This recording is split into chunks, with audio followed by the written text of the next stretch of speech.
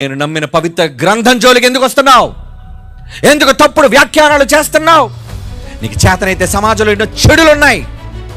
మాటి మాటికి బైబిల్లో చెడు ఉంది, బైబిల్లో చెడు ఉంది, బైబిల్లో చెడు ఉందని చెప్తున్నావు. ఈరోజు సమాజంలో నువ్వు నీ పిల్లలు కలిసి ఏదో ఒక సినిమా చూడండి, చూద్దాం. ఈరోజు ఒక సమాజంలో కుటుంబం అంతా వెళ్ళి ఒక సినిమా చూడండి.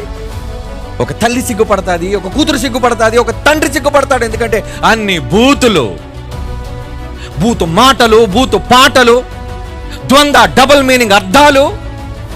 చెడిపోయిందండి సమాజం, చెడిపోతుంది. మరి చెడిపోతున్న సమాజాన్ని సంస్కరించడం నీకు చేత కాదే? మంచిని నేర్పించడం నీకు చేత కాదే? దాని మీద దండెత్తడం నీకు చేత కాదే? ఏమండి ఈరోజు ఈ ప్రొడ్యూసర్లు డైరెక్టర్లు అడుగుతున్నారా ఎందుకు అయ్యాలంటే సినిమా తీసావని? ఎందుకయ్యా తప్పుడు భయంకరమైన అశ్లీలకరమైన పరిస్థితులతో ఎందుకు నువ్వు రిలీజ్ చేస్తున్నావు ప్రజల మధ్యని? ఒంటి మీద బట్టలు ఉన్నాయో లేదో తెలీదు. ఏమండి సభ్య సమాజం తలదించుకునేటట్లుగా ఒకరోజు సర్టిఫికెట్లు ఇచ్చారు. A certificate? యూ సర్టిఫికెట్ అని ఇస్తున్నారు. సర్టిఫికెట్లు ఏం ఉపయోగం?